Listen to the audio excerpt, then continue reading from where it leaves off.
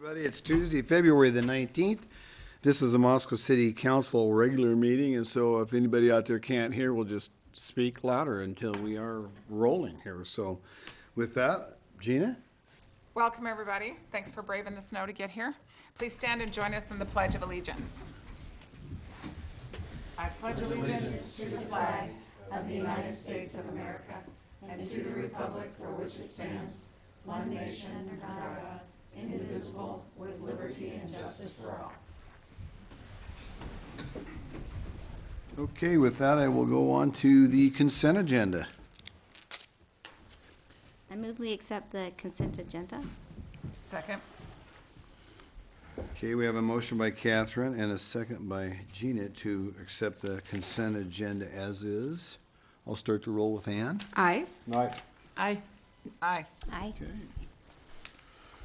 Okay, we will move on to item number 2, staff recognition report. Jen is with us this evening. Jen, what do you have for us? I don't have any formal staff recognition reports, but with another round of snow coming, we just like to give a shout out to our streets and our parks folks for moving all of this snow out of our way. So they've been hard at it for the last week or so and have probably another week to go. So that'd be the only mention we have tonight. We've been having some long days, and it's going to start out tonight. It looks like for a couple of days, and we could get hammered. So we'll find out, I guess, by tomorrow night just how much snow we are supposed to have. Who knows? But it's going to be a fresh snow, whatever it is. Okay, with that, we'll move on to item number 3, mayor's appointments, and I have none this evening. So we're going to move right into item number 4, which is public comment and mayor's response period. And I let folks get up and give them 3 minutes to talk to us about what's on their mind, as long as it's not on this evening's agenda and or something that is in front of planning and zoning or the Board of Adjustments. And if you wish to speak, please tell us your name and tell us what's on your mind.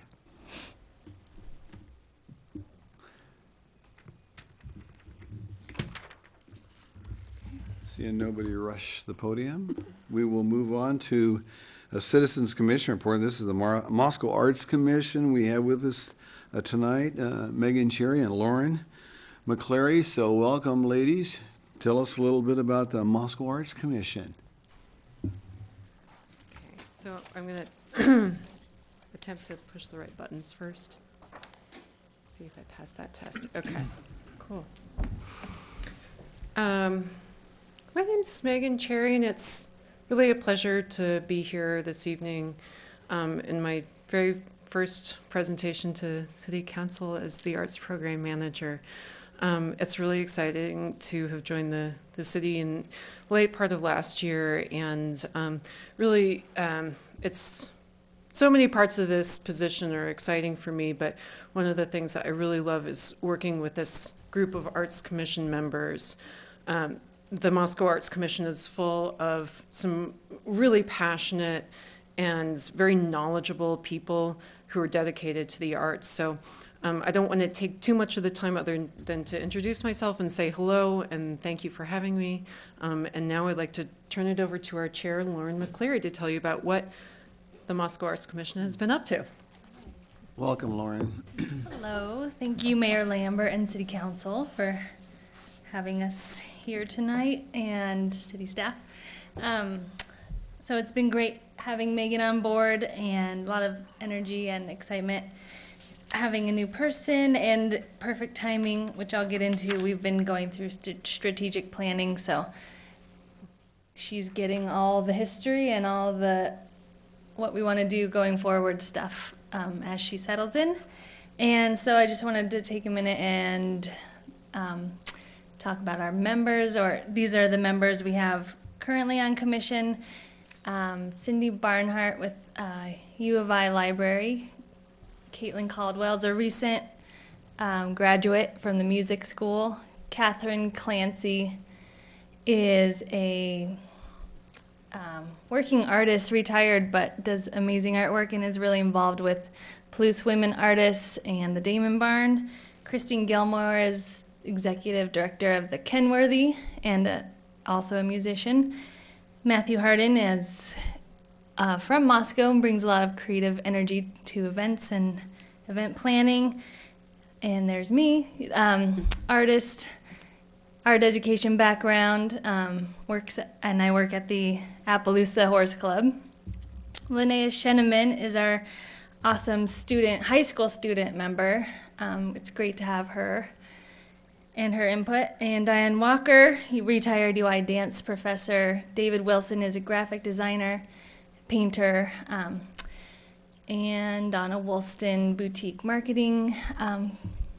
Many of you are familiar with a lot of these people, but we have a great group. We have 3 vacancies, which is part of what we're working on. Zach? Just this, right?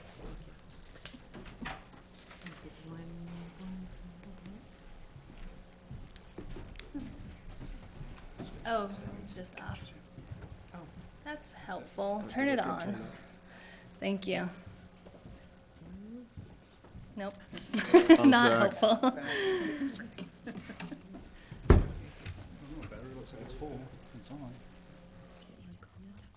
It's the snow. Anyway, we're looking for new people all the time, and the mouse?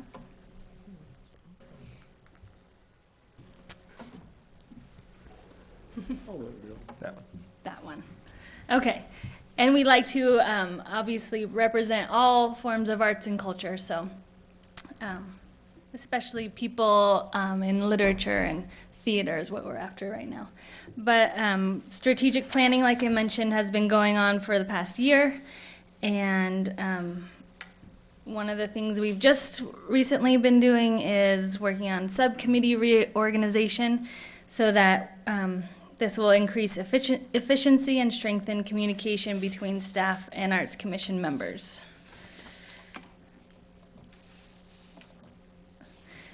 All right. Art Walk, our annual event, it's feeling soon now, even though it's snowing outside. But we are continuing our planning.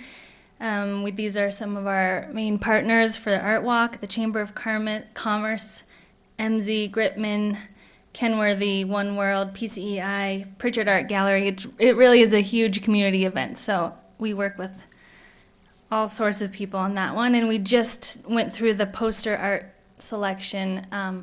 We had a great body of work or applicant submission to choose from.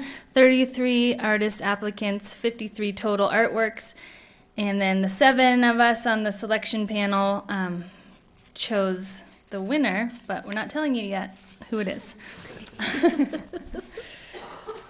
Okay, and upcoming things. Well, currently, Moscow Poet Laureate, if you haven't met Susan Hodgen or been at an event where she's read, she's been nothing but wonderful, and she's worked so hard beyond her call of duty, and it's been exciting to see what she's brought to the Poet Laureate program. And she has an April Poetry Relay event scheduled for April. It'll be in this room, yes. And it's sort of in collaboration with April is National Poetry Month. So there'll be 6 artists kind of passing the baton in a poetry reading that night. So that'll be really exciting. And the Palouse Plein Air coming up, it's in September, but it'll be here before we know it. It'll be at the Pritchard Art Gallery. The show will be at the Pritchard Art Gallery, but obviously the city staff, Megan, works hard to organize that event. And really exciting, you may have seen the change at the C and Main Street couplet, which is getting ready for some future public art. The timeline has been revised a little bit, so installation is now planned for June 2020. This extended timeline allows the MAC and city staff more time for project development and community engagement on the process. And a little bit of the project description. The couplet marks the place where Highway 95 turns into Main Street, where the pace slows down upon entering a hometown. Appropriately, this part of the road is where parade participants assemble before they proceed through the city. When gathering, whether gathering for a homecoming parade or simply arriving in the city from the north, this unique intersection evokes the sensation of coming home. So that, it hasn't gone out yet, but this is a part of a RFQ that we're developing, and hopefully that will provide some inspiration for artists as they develop ideas for this site. And your 3rd Street Gallery, you may have seen or been at the Meet the Moscow Arts Commission and Arts Department exhibit that was a couple weeks ago. And now we have the Lionel Hampton Jazz Festival poster art, as well as the current poster artist displayed right outside the door. And this is some photos from the event.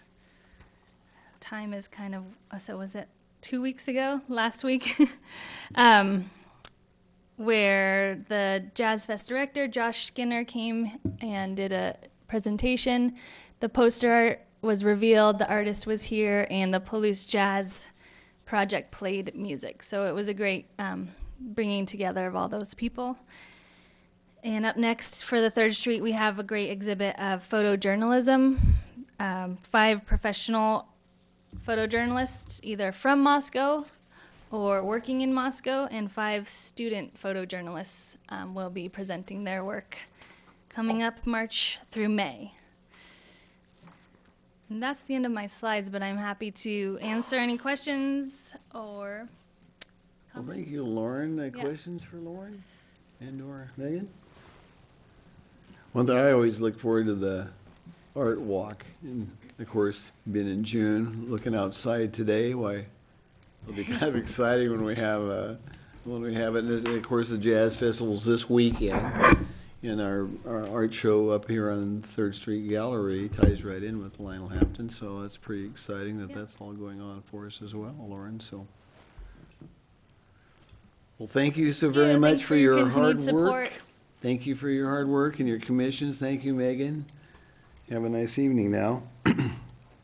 Okay, with that, we'll move on to item number 6, and this is a public hearing regarding the Area City Impact Agreement Amendment, and Bill Belknap will be presenting. Good evening, Bill.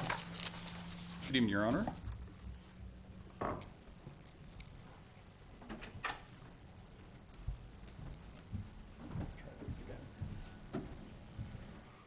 You try the remote.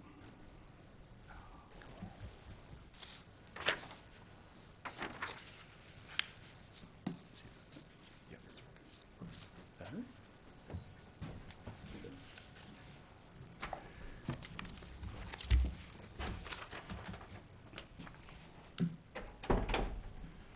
Thank you, Your Honor. Good evening. Just provide a little bit of background on this topic, which is the Area City Impact Agreement. Under Idaho Code 676526, it requires that an area be established around the cities called an Area City Impact, and that within that area, there would be specific comprehensive plan, land use policies to be adopted, land use ordinances to allow for the logical and orderly growth of the city. The code does allow for a variety of considerations in determining the boundaries of that area, including trade area, geographic factors, areas that are expected to be annexed into the city at some point in the reasonable future. And the comprehensive plans and ordinances that apply within the area city impact can be either the city's comp plan and ordinance, the county's comp plan and ordinance, or some combination thereof that the city and the county may jointly agree to. The current Area City Impact Agreement between the City of Moscow and Latah County was adopted in 2006, and we've had a few amendments that have occurred since that time. The city's role within the Area City Impact is largely advisory, so we do not have any final decision-making authority. We jointly negotiate the plans and ordinances that are to apply within the Area City Impact. We have an opportunity to provide input and recommendations, but ultimately the county has to make the final decision because it is within their jurisdiction. Within the Area City Impact Agreement, it also establishes processes for administrative requests, quasi-judicial applications such as rezones or subdivision plats, inspections and follow up on complaints and how the two parties will work together in those instances. In 2015, the city and county held a joint meeting to talk about the area city impact. It had been approaching that 10-year mark, and at that point in time, the city and the county decided to wait until the transportation plan was completed, and that was being worked on at that point in time, as well as several city zoning code and comprehensive plan updates that were underway, beginning to get underway as well. Last year, the city council did adopt some fairly significant updates to the city zoning code. And after that action, city and county staff began a discussion related to updating the agreement to adopt the more current regulations and codes. This is a map that just shows the area city impact. So the gray shaded area is the city's corporate limits. The green shaded area is the area city impact boundary. And the green shade actually indicates areas that are zoned ag forest. We also have some other areas that are either zoned industrial or residential in small pockets surrounding the city. The green area that is zoned ag forest actually contains about 88% of the area city impact, and that'll be kind of important here as we talk about this a little bit further. So the proposed amended agreement would include the adoption of the city's comp plan as well as future land use map that has been recently updated. It also adopts our future, as I mentioned, our future land use plan. It would adopt the city subdivision, mobile home, and RV park ordinance with some modifications. It would adopt the city zoning ordinance with a few modifications related to nonconformities. We actually had adopted some changes. Yes, Catherine? Yeah, I had a question about, just for clarification on the first bullet, because when it says accepting the land use map, when I was reading that, I just didn't understand. Correct. So they're adopting the 2009 version of the comp plan map. Let me say that again. They're accepting the 2009 version of the comprehensive plan, accepting out the future land use map, and then adopting the current future land use map that we are working on, that the Plan and Zoning Commission held a public hearing and will be coming to the city council here in the next few weeks. Okay. So they're adopting the entire plan with the exception of that map, and then replacing that map with the current map that we're working on right now, so that everything is current. Okay.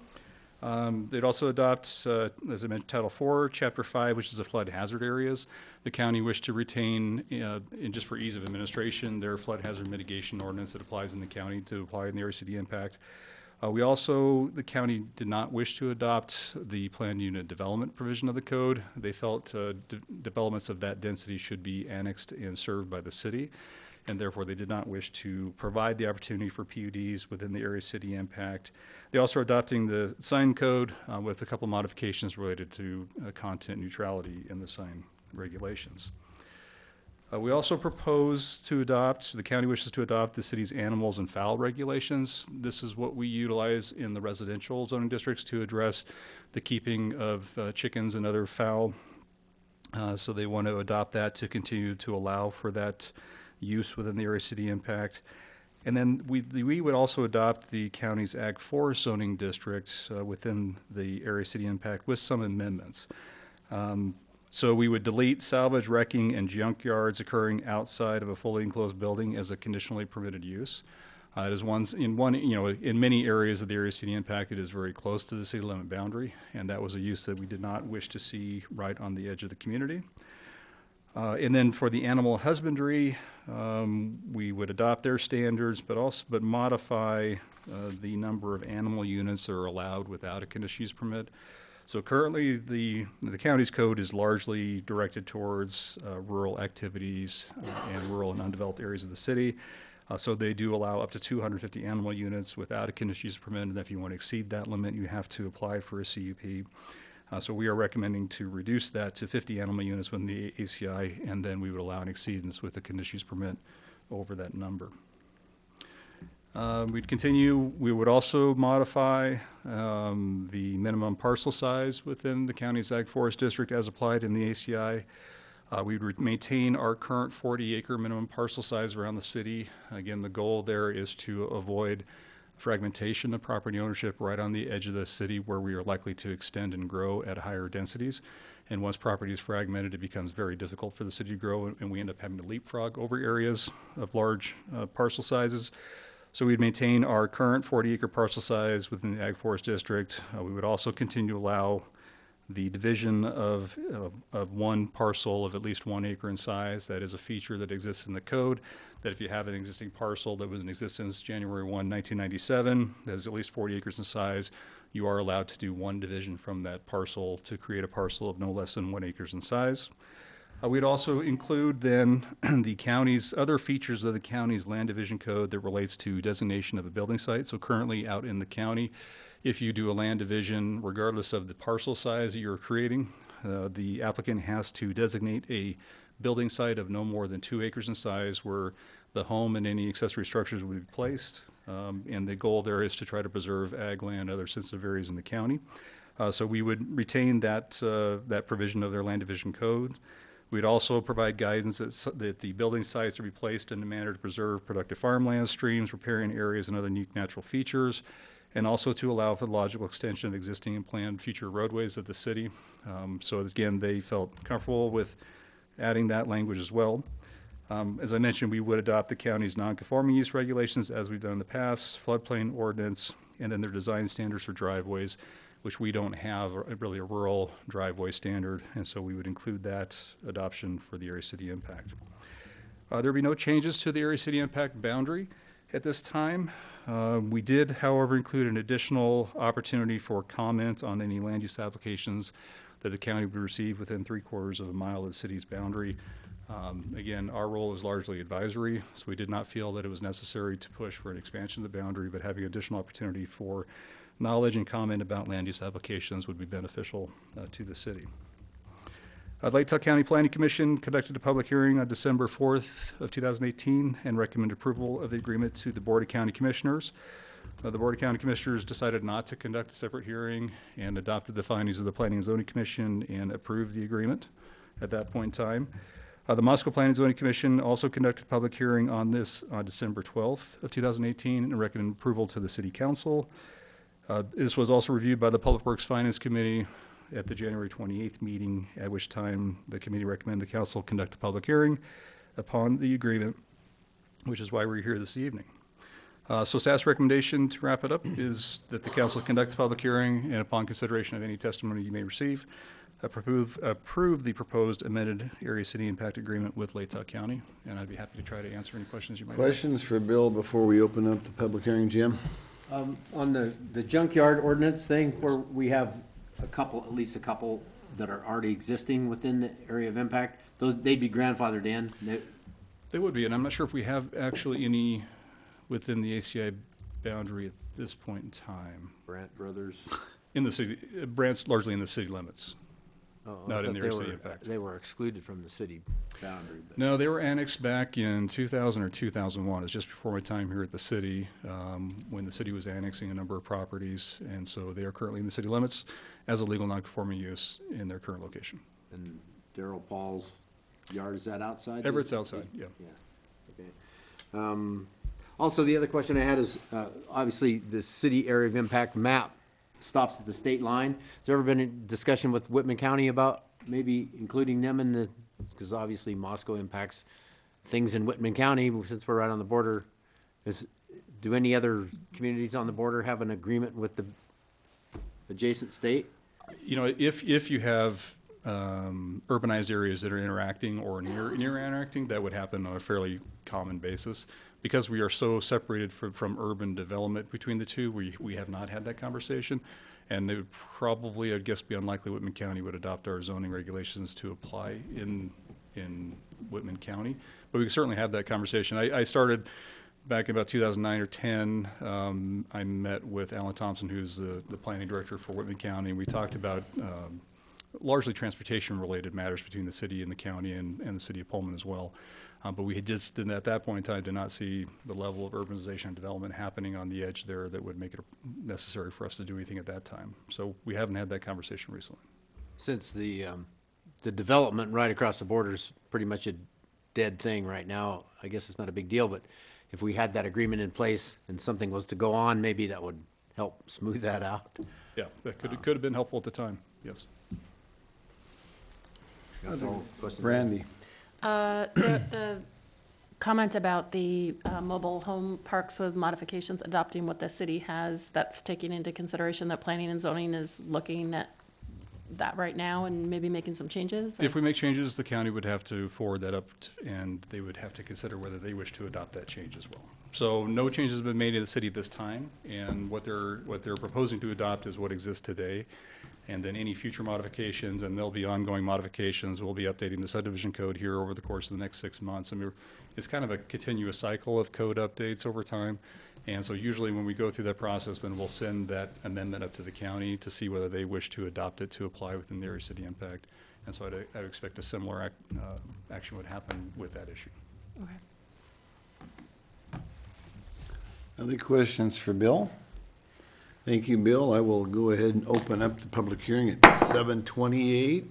Would there be anybody that'd like to speak to us on this evening? We're a sober crowd out there. We'll close it at 7:28 and a half, I guess. Okay, turn it over to council.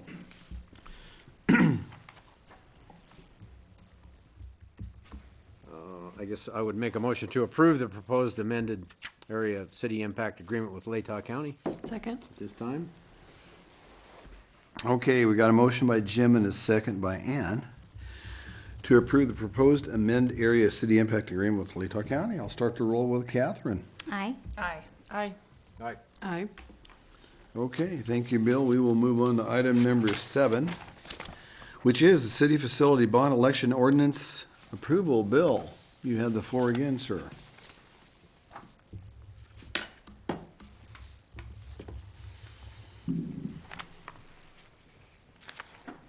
Thank you, Your Honor.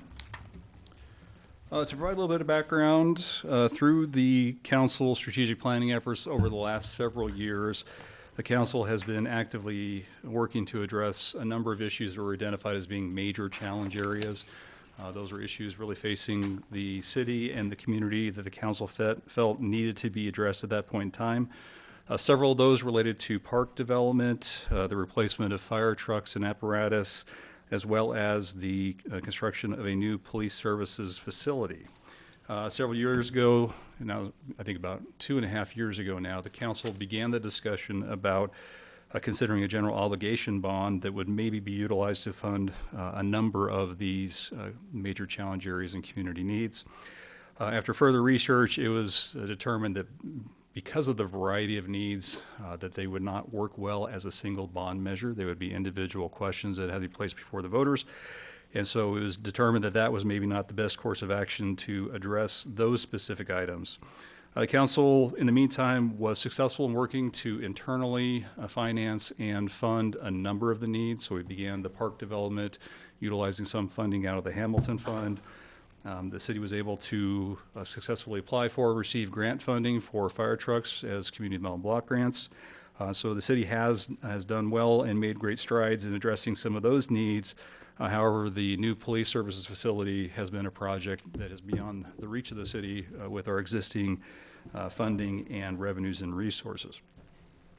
As I mentioned, discussions early on with the facility focused on the construction of a new police facility on the current recycling center site. But due to some turbulence in the recycling market, as we've all observed over the course of the last year, along with community preference that was expressed during the surveys that were distributed during the sanitation master plan effort, it was decided that we wished to retain the recycling center in its current location, and that necessitated the need to find a new location for the police facility. After detailed assessments of multiple sites, we did narrow it down to 3 and went through a very detailed assessment of those 3 locations. The Southview site, as it's called, located on the corner of Southview and South Main, was determined to be the best site for that proposed use. The city secured it under contract until the next available bond election date that's coming up on May 21st of this year. So just to familiarize those who may not be familiar with the property, this is Southview Avenue and South Main. So we have the Grove apartment complex, Pepe Machinery to the south. So this is the location that was identified as being suitable for the police services facility. Again, so, it's a fairly large, flat site located with good access to US 95 and Southview to the north. So that property was secured under contract. to allow for the city to ask the community to pass the bond measure. This is a concept site plan that has been developed showing public parking up front, the building facility itself, and secure parking for patrol vehicles and employees to the rear, with landscaping elements around. And then this was the visual design that was developed during our scoping of the facility in 2016. We began that discussion of what type of facility did the police department need, what sizes, and what did we wish it to look like for the community. That was the visual and concept design that was developed at that time. The proposed GO bond would fund 3 specific projects, but they're all building-related projects, which is why they can all be joined in a single question on the bond election. So first of all, it would fund the construction of a new police services facility at that South Main location. It would then also fund the remodeling of the existing police facility on 4th Street to accommodate other city office needs and uses. The city did do a facility master plan in 2015 that identified several departments were sufficiently undersized with crowding and storage and conference space deficiencies, and the 4th Street facility would be remodeled to accommodate those department needs. The third project would be a somewhat minor remodel of the Mann Building here located just east of City Hall. It does have some fairly significant masonry cracking that's occurring to that building. That was the former state job services facility. And so we include funding to stabilize the masonry as well as install a new roof and a new siding system to extend the functional life of that facility.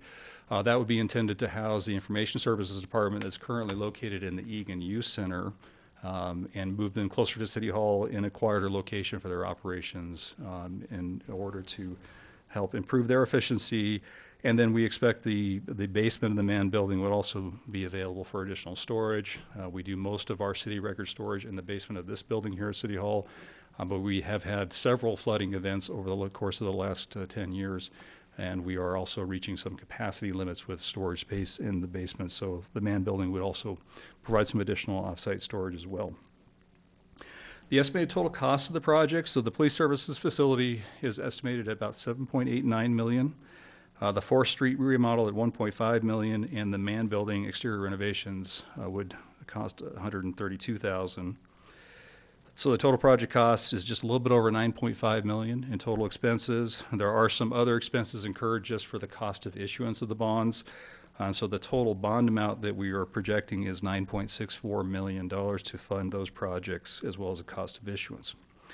Now, the city does have a really outstanding credit rating as a AA- bond rating, so we are expecting to receive a very favorable rate should the voters approve the bond measure. We're projecting that to be at about 2.21% for a 10-year bond measure, so that's a very attractive rate for the city's needs. We did evaluate a number of different options for bond financing in terms, looking at 10, 15, and 20-year measures, and ultimately recommended the city pursue a 10-year bond measure.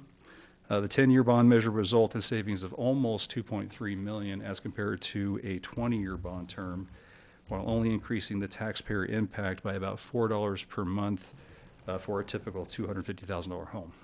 And everything we save on interest allows that money to stay in the homeowners' pockets and not going to the banks or other financial institutions that may be purchasing the bonds.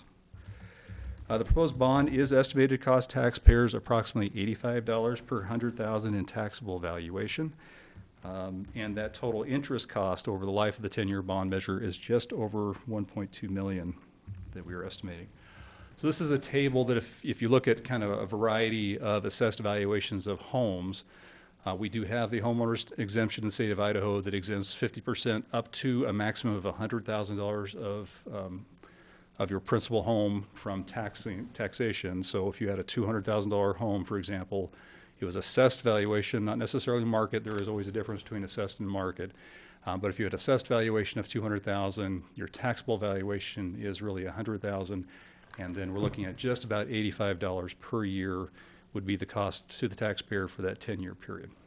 So you can see, probably a more typical average home price recently has been right around that $250,000 mark.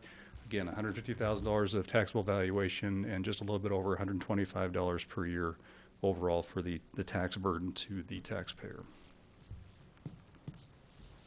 Now, GO bonds in Idaho do require a supermajority, so it is a 66 2/3% that's required for passage, so that is a high burden. Prior to conducting the bond election, the council must pass a bond ordinance that establishes the bond election date, the ballot question, which documents what the proceeds of the bonds would be used for, the bond term and anticipated interest rate, the total interest expense, and a disclosure of any existing general obligation bond debt the city may have, and the anticipated taxpayer impact per 100,000 of assessed valuation, as I just shared. I would note the city has no existing general obligation bond debt at this time, and so we have none at this point. With the assistance of our bond counsel, staff has prepared the bond ordinance for the council's consideration this evening.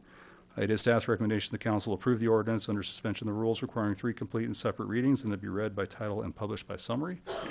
And with that, I'd be happy to try to answer any question you might have. Questions for Bill? Jim? I have one question. I noticed in today's paper that there's a movement afoot in the legislature to change the exemption to $200,000. And how is that gonna, if that passes, and it goes into effect before the bond election, that's gonna have some impact on this? That would have a significant impact. And also, Jim, Yes. there's also, just keeping the 100,000 with the indexing on it too, so it's hard to say what our legislators will do. Yeah. I So think we it's gotta go been- with present day with what we have. I think it's been at least 3 or 4 years since it was increased to that 100,000, but it's been held somewhat stagnant for the last couple of years at that 100,000 mark, and I know there's been some legislative looks at that. But at this point, what we can use is what's in the code today, and that, the table that I displayed is what would be the burden on the taxpayer based on the code as exists today. But most probably, even if something was passed, it probably wouldn't take effect until after this measure was passed, and if the bond passes, it would be grandfathered in, correct? It depends on how the legislation is written and what it specifies. That I would not wish to speculate how that would play out at this point. Okay, thank you.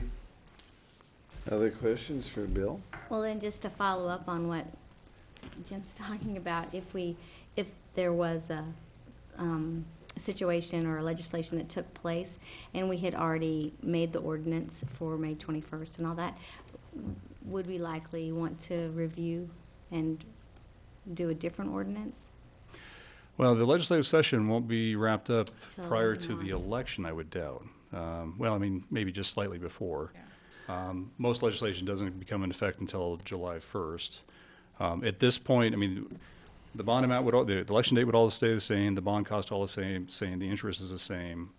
What would change, obviously, is that tax impact per 100,000 of assessed valuation. So that would change a little bit. Again, it's all going to get spread around as you increase the exemption. It'll modify that a little bit. I mean, it's still going to be 85,000 per 100,000 of assessed valuation, because that total debt service has to get spread across the total assessed valuation of the city. So that isn't going to change, but that one table of what your assessed valuation is and what we are projecting that tax impact will be will change a little bit. One thing, all that talk, I was going to speak a little bit about this because it was something that I heard on Association Idaho board meeting last Friday about this tax exemption proposal is coming up, and there's 2 or 3 different versions. And in 2016, they had an indexing that they took away and left it at 100. And I really believe what I think is if we see a change at all, it will be to indexing to that inflationary rate of 100,000, and that's $200,000 thing will not be happening. It would be my guess. So I wouldn't be too overly concerned about that. And if it goes to indexing for, let's say like 3% or 2%, it's a pretty small amount. You go from 100,000 to 103,000 on the 3% raise, or 102 if it's 2% raise, but there's a lot more conversations coming up at the state with that, so I wouldn't be too overly concerned with that. And Personally. sorry, just a follow-up question. So 2/3 of the citizens registered to vote have to pass the levy? 2/3 who come out to vote. 2/3 of those that vote in the election have to pass, not 2/3 of those registered voters in the city. In other words, if you have 1,000 people vote, you need 667 Yeah, you of have them to, to pass. yeah, that's what I was clarifying. You have to have 2/3 of the people That voted. voting yes for the bond. Of those that vote, correct? vote. Yes, yeah. So there's been some interest expressed on SEC about looking into the feasibility of solar panels on a police structure. So is that, how does that work into the cost estimate? So it's not currently incorporated in the cost estimate, and we have just a very conceptual design of the facility. We understand the square footage, the special elements and features of the building that they need for their core operations. The cost estimate does include backup power generation for 24/7 emergency response activities, but we have not specifically, because that wasn't included in the earlier study. But if that's something that the council wishes for us to pursue through the design process, so should the bond election pass, and we move into that construction design, that would be the appropriate time for us to take a look at that, see what we can incorporate. And there'll be a number of items that we'll probably have that are maybe somewhat on the wish list. There'll be some add alternates, and that is something that we could also add as an add alternate and get pricing on it, and the council could decide whether you wanted to include that in the project. So whether or not it fits within the total amount passed in the bond, if it exceeds that, it could still be something that we could consider. The council will certainly contribute general fund monies to add elements to the project above and beyond what the bond proceeds would generate, if there are items you wish to include. Thank you. Okay. I guess with that, I'd move to approve the ordinance under suspension of the rules requiring 3 complete and separate readings, and it be read by title and published by summary. Second. Okay, we have a motion by Jim and a second by Gina to approve the ordinance and the suspension of the rules requiring 3 complete and separate readings. I'll start the roll with Ann. Aye. All right. Aye. Aye. Aye. Okay, we passed an ordinance, and that is ordinance 2019-01, an ordinance calling a general obligation bond election to be held for the purpose of submitting to the qualified electors of the city of Moscow, Idaho, the proposition for the issuance of negotiable general obligation bonds of the city of Moscow, Idaho, and in providing for the issuance of such bonds, the levy of a tax to pay such bonds. With that, we will move on. Thank you very much, Bill, for that wonderful presentation. There'll be more to come. Lots of conversations with this mayor as well as counselors up here as we go along with this thing, so it's going to be kind of a fun thing. We've discussed it a lot. That is the end of our general items, folks, so we will move on to reports. I'll start with you, Jim. Any reports for us tonight? Well, kind of. A smart transit meeting was canceled today, so there was no meeting there. But some things have been going on at Smart Transit because of the weather, the snow. There were some route cancellations due to the snow, and probably can expect that tomorrow as well. But things are going pretty well at Smart Transit, and we're adding routes and getting new buses, and everything's going on pretty well there. Historic Preservation Commission, the main thing that they're working on is the City Hall interpretive signage that will go out here that will show the history of how this building that we're sitting in was when it was constructed as a post office and its evolution through history to where it is now. So that'll be if you go to the city website, you can see the design of that signage currently that's proposed, and it'll probably be up this spring sometime. An additional note is last year the resident firefighters and myself climbed the Columbia Tower to try it and raise enough money to cure cancer, and we were unsuccessful in curing cancer, and so we'll be doing that again on March 10th to raise another $3 million to try and cure cancer. So anyone that wants to contribute to that, I'll be sending out an email so you can contribute, or you can just tell me how much you want to contribute, and I'll donate it and collect from you. Count me in, Jim. Or have some thugs from Vegas come and collect from you. But anyway, that's all the reports I have. Okay, Jim. Ann. I have a report from the Transportation Commission. So they talked about the bike share program, and they had invited Rebecca Couch from U of I, and a couple of the things. So they're looking at establishing 10 hubs, and I think some of this is a review from when they came to talk to us, but they're thinking there's no set number for campus versus community, but we did talk about different locations that we think would be ideal. And the most popular in town were at the mall, at the Palouse Mall, at the East Side Mall, North Main, out at Rosars, and then 2 downtown. And so they did just a little straw poll, and I think that staff is going to work up sort of a final proposal. And then Mike Lowry also talked to us about the 3rd Street improvements and just some considerations for that. And there were a couple highlights there. Let's see. Part of it was that the city have met with ITD to talk about that Washington crossing, and they want to see some counts from us before considering the lane loss if we were to move forward with the protected bike lane that crosses over and then turns into a lane heading north. So I hope that we will hear some more info back on that soon. Let's see, I think that was it. It was just a nice long discussion, and they're looking at bids by mid to late spring and hopefully an opening to midsummer still. Nice.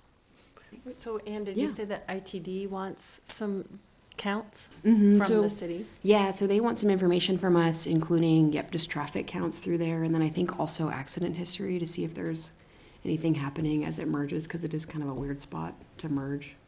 And so, they just want some more info from us before considering it, the loss of the lane. Brandy. Okay, so planning and zoning met on the 13th, and they're continuing discussions about the possibility of eliminating the 6-month stay limitations on RVs in mobile home parks. So that's something that they are working on. And some of that discussion, depending on how that all turns out, it could allow the possibility of tiny homes as another option in mobile parks, which could help to address some of the affordable housing issues, potentially. They're also working on the change to the floodplain ordinance. Continued discussion about cluster subdivision options versus conventional subdivisions and ordinances. And Mike Ray gave a very extensive presentation of cluster subdivision ordinances in many other communities in Idaho and Montana and Washington. That's enough about planning and zoning, right? Okay. And then some more. The farmers market met and went through the 2019 market handbook revisions. A lot of discussion about fee planning for the future, and their intention is to come up with a multi-year plan by June that we will all be seeing. So there's some predictability for vendors and the city as well.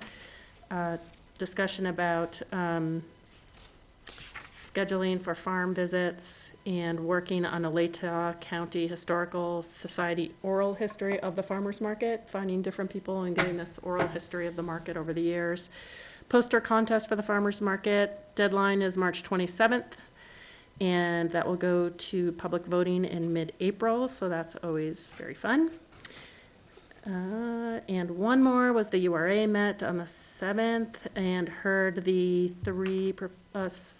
two proposals for 6th and Jackson. One of the proposals had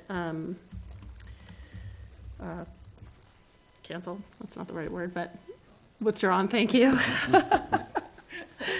So we heard the two proposals. There was public input, and this week we will be discussing, every one of the board members filled out a very detailed, I think at least 50 items probably that were rated on a 1 to 10 scale, and that's all been compiled and will be presented, and that discussion will happen this coming Thursday to make a decision of what happens next on that site.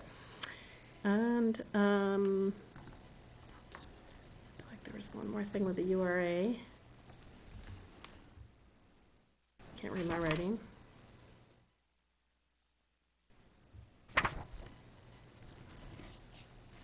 I'll be done. Okay. Gina. Okay. The Moscow Volunteer Fire Department's meeting on the same day that Smart Transit closed down for a couple hours actually canceled their meeting due to the accumulation of the white stuff outside. Parks and Rec meeting happens next week, so I'll have some stuff to tell you about next time. The Tree Commission met, however, and made a couple decisions. They are looking at Arbor Days, and normally the Tree Commission plants a tree in celebration of Arbor Day, and so they're looking at a location right now and a specific kind of tree, which is exciting. They've also selected their seedlings for 2019 and 2020. Big deal if you go to the farmer's market and get your free seedling every year, or seedlings every year. This year, they're pretty excited about the 3 types that they have, and I'm gonna tell you, sneak preview of what's going on pretty soon. Bristlecone pine, serviceberry, and a Rocky Mountain maple. So if any of you have a spot for any of those exciting kinds of trees, the Tree Commission is working up a storm. They were also planning a joint meeting with Parks and Rec to talk about the edible food forest. And that meeting was scheduled for next Tuesday. It has been postponed but not canceled. So I'll keep you updated as that progresses. That's all I have. Okay. And then Fair and Affordable Housing met, and Niels Peterson presented and talked about the Affordable Housing Trust. He gave a report about how it works and the success of it, and the building that's taking place so far, and the process that's going through and how it's subsidized. It was informative. And then the commission is small, so they're definitely looking for members. And because of that, too, they're postponing the housing fair, and they're hoping to do it with the health fair, maybe just do it every other year so they can kind of coordinate those 2 things together. SEC, the Sustainable Environment Commission, normally would be meeting tonight, and I asked, and they rearranged, which was great. And so next week, Sustainable Environment will meet. And then I just want to thank the community members that are dropping off plastic at our school today. We had collected 30 pounds just today. So keep recycling that plastic. That's all I have. Okay.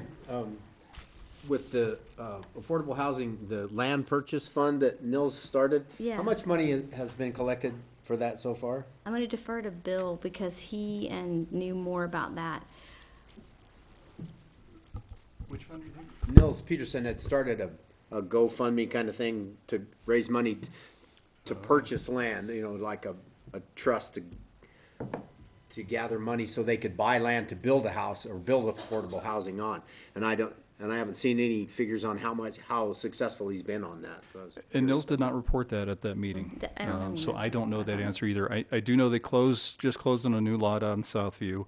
The council saw that lot division here that took that single family, or it was a R3 zone lot into 3 townhouse lots, and that's gonna be their next project. But I don't know what part of that was fundraised or how that effort worked out for them. Okay. I'll ask Nils, I guess. Okay, I'll go on with mine. On February the 8th, I had an AIC board telemeeting, and that was all about various legislative things. One of the things that we did talk about last week on the 15th, because I had another one of these, was the very thing on the home exemption rates, as well as a number of other things.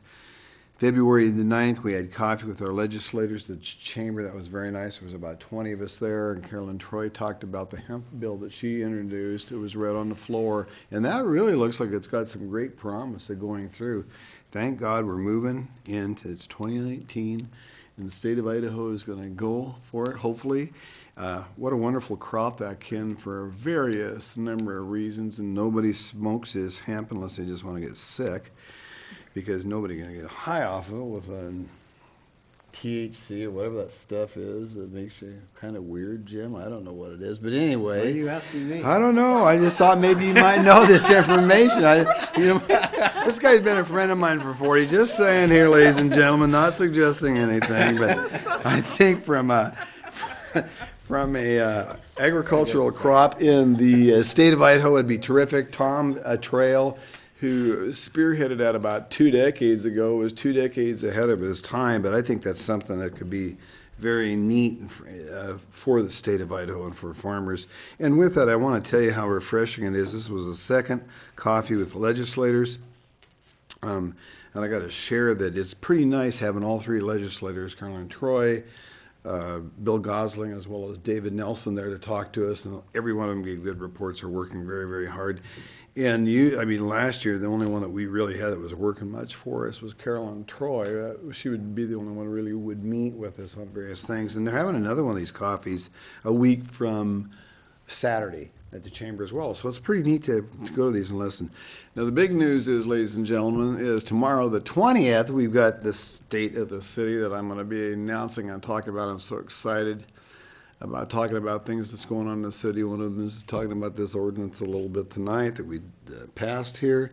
And so hopefully councilors that can make that will be at the Best Western from 11:30 to 1.